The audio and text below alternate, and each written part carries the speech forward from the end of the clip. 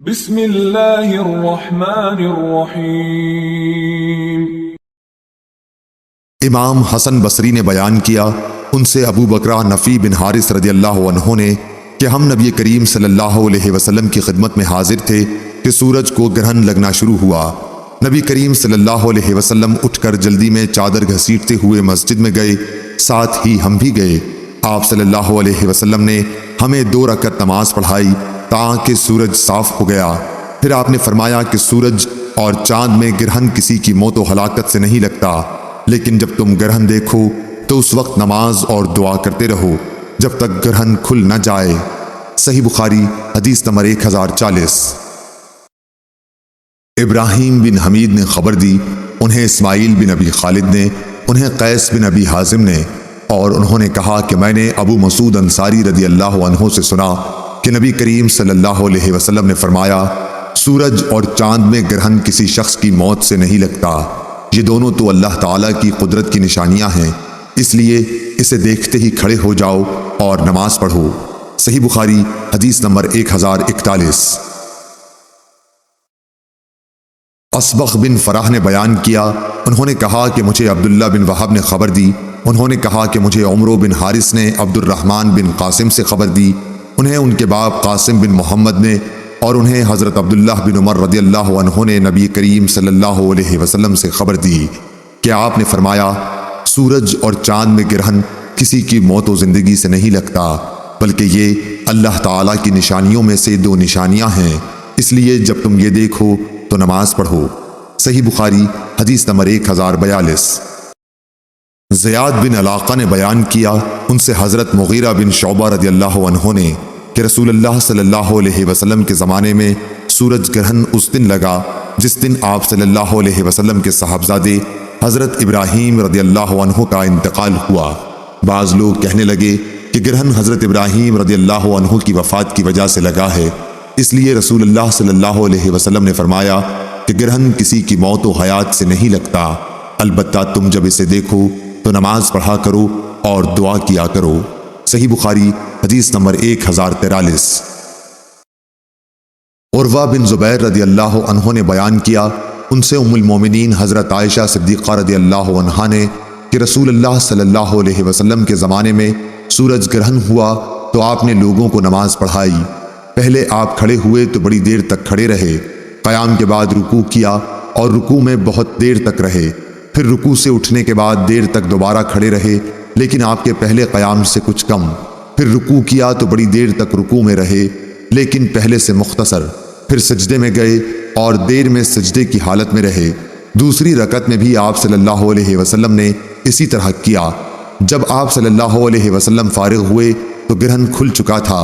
اس کے بعد آپ صلی اللہ علیہ وسلم نے خطبہ دیا، اللہ تعالیٰ کی حمد و ثنا کے بعد فرمایا کہ سورج اور چاند دونوں اللہ کی نشانیاں ہیں اور کسی کی موت و حیات سے ان میں گرہن نہیں لگتا، جب تم گرہن لگا ہوا دیکھو تو اللہ سے دعا کرو، تکبیر کہو اور نماز پڑھو اور صدقہ کرو۔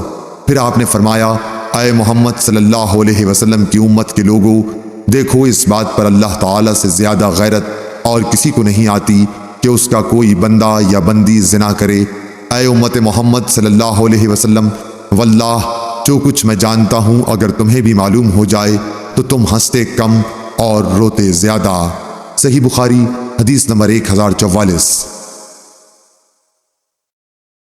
معاویہ بن سلام بن ابی سلام حبشی و مشقی نے بیان کیا، انہوں نے کہا کہ ہم سے یحییٰ بن ابی کثیر نے بیان کیا، انہوں نے کہا کہ مجھے ابو سلمہ بن عبد الرحمن بن عوف ظاہری نے خبر دی، ان سے عبداللہ بن عمر رضی اللہ عنہ نے بیان کیا کہ جب رسول اللہ صلی اللہ علیہ وسلم کے زمانے میں سورج گرہن لگا تو یہ اعلان کیا گیا کہ نماز ہونے والی ہے۔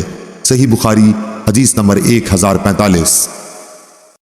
عقیل نے بیان کیا، ان سے ابن شہاب نے دوسری سند اور مجھ سے احمد بن صالح نے بیان کیا کہ ہم سے انبسا بن خالد نے بیان کیا، کہا کہ ہم سے یونس بن یزید نے بیان کیا، ان سے ابن شہاب نے، انہوں نے کہا کہ مجھ سے عروہ نے نبی کریم صلی اللہ علیہ وسلم کی زوجہ مطہرہ حضرت عائشہ صدیقہ رضی اللہ عنہا سے بیان کیا کہ نبی کریم صلی اللہ علیہ وسلم کی زندگی میں سورج گرہن لگا، اسی وقت آپ صلی اللہ علیہ وسلم مسجد میں تشریف لیے گئے۔ انہوں نے بیان کیا کہ لوگوں نے حضور اکرم صلی اللہ علیہ وسلم کے پیچھے صف باندھی، آپ نے تکبیر کہی اور بہت دیر قرآن مجید پڑھتے رہے، پھر تکبیر کہی اور بہت لمبا رکوع کیا، پھر سمع اللہ لمن حمدہ کہہ کر کھڑے ہو گئے اور سجدہ نہیں کیا۔ رکوع سے اٹھنے کے بعد پھر بہت دیر تک قرآن مجید پڑھتے رہے لیکن پہلی قرأت سے کم، پھر تکبیر کے ساتھ رکوع میں چلے گئے اور دیر تک رکوع میں رہے، یہ رکوع بھی پہلے رکوع سے کم تھا۔ اب سمع اللہ لمن حمدہ اور ربنا ولک الحمد کہا، پھر سجدے میں گئے۔ آپ نے دوسری رکعت میں بھی اسی طرح کیا۔ ان دونوں رکعتوں میں پورے 4 رکوع اور 4 سجدے کیے۔ نماز سے فارغ ہونے سے پہلے ہی سورج صاف ہو چکا تھا۔ نماز کے بعد آپ صلی اللہ علیہ وسلم نے کھڑے ہو کر خطبہ فرمایا اور پہلے اللہ تعالیٰ کی اس کی شان کے مطابق تعریف کی، پھر فرمایا کہ سورج اور چاند اللہ کی 2 نشانیاں ہیں، ان میں گرہن کسی کی موت و حیات کی وجہ سے نہیں لگتا، لیکن جب تم گرہن دیکھا کرو تو فوراً نماز کی طرف لپکو۔ ظاہری نے کہا کہ کثیر بن عباس اپنے بھائی عبداللہ بن عباس سے روایت کرتے تھے، وہ سورج گرہن کا قصہ اس طرح بیان کرتے تھے جیسے عروہ نے حضرت عائشہ صدیقہ رضی اللہ عنہا سے نقل کیا۔ ظاہری نے کہا میں نے عروہ سے کہا تمہارے بھائی عبداللہ بن زبیر نے جس دن مدینے میں سورج گرہن ہوا صبح کی نماز کی طرح 2 رکعت پڑھی اور کچھ زیادہ نہیں کیا۔ انہوں نے کہا ہاں مگر وہ سنت کے طریق سے چوک گئے۔ صحیح بخاری حدیث نمبر 1046۔ عروہ بن زبیر نے خبر دی اور انہیں نبی کریم صلی اللہ علیہ وسلم کی زوجہ مطہر حضرت عائشہ صدیقہ رضی اللہ عنہا نے خبر دی کہ جس دن سورج میں خسوف گرہن لگا تو نبی کریم صلی اللہ علیہ وسلم نے نماز پڑھائی۔ آپ کھڑے ہوئے، تکبیر کہی، پھر دیر تک قرآن مجید پڑھتے رہے، لیکن اس کے بعد ایک طویل رکوع کیا، رکوع سے سر اٹھایا تو کہا سمع اللہ لمن حمدہ، پھر آپ پہلے ہی کی طرح کھڑے ہو گئے اور دیر تک قرآن مجید پڑھتے رہے، لیکن اس مرتبہ کی قرأت پہلے سے کچھ کم تھی۔ پھر آپ سجدے میں گئے اور بہت دیر تک سجدے میں رہے، پھر دوسری رکعت میں بھی آپ نے اسی طرح کیا۔ پھر جب آپ نے سلام پھیرا تو سورج صاف ہو چکا تھا۔ نماز سے فارغ ہو کر آپ نے خطبہ دیا اور فرمایا کہ سورج اور چاند کا کسوف گرہن اللہ تعالیٰ کی ایک نشانی ہے، اور ان میں خسوف گرہن کسی کی موت و زندگی پر نہیں لگتا، لیکن جب تم اسے دیکھو تو فوراً نماز کے لیے لپکو۔ صحیح بخاری حدیث نمبر 1047۔ حماد بن زید نے بیان کیا، ان سے یونس بن عبید نے، ان سے امام حسن بصری نے، ان سے ابو بکرہ رضی اللہ عنہ نے کہ رسول اللہ صلی اللہ علیہ وسلم نے فرمایا سورج اور چاند دونوں اللہ تعالیٰ کی نشانیاں ہیں، اور کسی کی موت و حیات سے ان میں گرہن نہیں لگتا، بلکہ اللہ تعالیٰ اس کے ذریعے اپنے بندوں کو ڈراتا ہے۔ عبد الوارث شعبہ، خالد بن عبداللہ اور حماد بن سلمہ، ان سب حافظوں نے یونس سے یہ جملہ کہ اللہ ان کو گرہن کر کے اپنے بندوں کو ڈراتا ہے بیان نہیں کیا، اور یونس کے ساتھ اس حدیث کو موسیٰ نے مبارک بن فضالہ سے، انہوں نے امام حسن بصری سے روایت کیا۔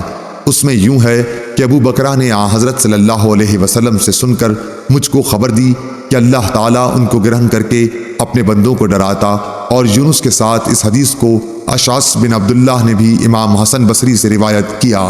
صحیح بخاری حدیث نمبر 1048۔ عبداللہ بن مسلمہ قانبی نے بیان کیا، ان سے امام مالک رحمۃ اللہ علیہ نے، ان سے یحییٰ بن سعید نے، ان سے عمرہ بنت عبد الرحمن نے، اور ان سے نبی کریم صلی اللہ علیہ وسلم کی زوجہ مطہرہ عائشہ رضی اللہ تعالی عنہا نے کہ ایک یہودی عورت ان کے پاس مانگنے کے لیے آئی اور اس نے دعا دی کہ اللہ آپ کو قبر کے عذاب سے بچائے۔ حضرت عائشہ رضی اللہ عنہا نے رسول اللہ صلی اللہ علیہ وسلم سے پوچھا کہ کیا لوگوں کو قبر میں عذاب ہوگا؟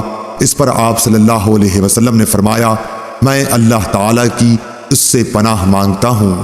صحیح بخاری حدیث نمبر 1049۔ پھر ایک مرتبہ صبح کو کہیں جانے کے لیے رسول اللہ صلی اللہ علیہ وسلم سوار ہوئے، اس کے بعد سورج گرہن لگا۔ آپ صلی اللہ علیہ وسلم دن چڑھے واپس ہوئے اور اپنی بیویوں کے حجروں سے گزرتے ہوئے مسجد میں نماز کے لیے کھڑے ہو گئے۔ صحابہ رضی اللہ عنہم نے بھی آپ کی اقتداء میں نیت باندھ لی۔ آپ صلی اللہ علیہ وسلم نے بہت ہی لمبا قیام کیا، پھر رکوع بھی بہت طویل کیا، اس کے بعد کھڑے ہوئے اور اب کی دفعہ قیام پھر لمبا کیا لیکن پہلے سے کچھ کم، پھر رکوع کیا اور اس دفعہ بھی دیر تک رکوع میں رہے لیکن پہلے رکوع سے کچھ کم، پھر رکوع سے سر اٹھایا اور سجدے میں گئے۔ اب آپ پھر دوبارہ کھڑے ہوئے اور بہت دیر تک قیام کیا، لیکن پہلے قیام سے کچھ کم، پھر ایک لمبا رکوع کیا لیکن پہلے رکوع سے کچھ کم، پھر رکوع سے سر اٹھایا اور قیام میں اب کی دفعہ بھی بہت دیر تک رہے لیکن پہلے سے کم دیر تک، چوتھی مرتبہ پھر رکوع کیا اور بہت دیر تک رکوع میں رہے لیکن پہلے سے مختصر، رکوع سے سر اٹھایا تو سجدے میں چلے گئے۔ آخر آپ صلی اللہ علیہ وسلم نے اس طرح نماز پوری کر لی۔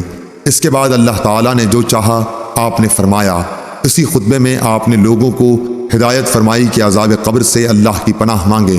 صحیح بخاری حدیث نمبر 1050۔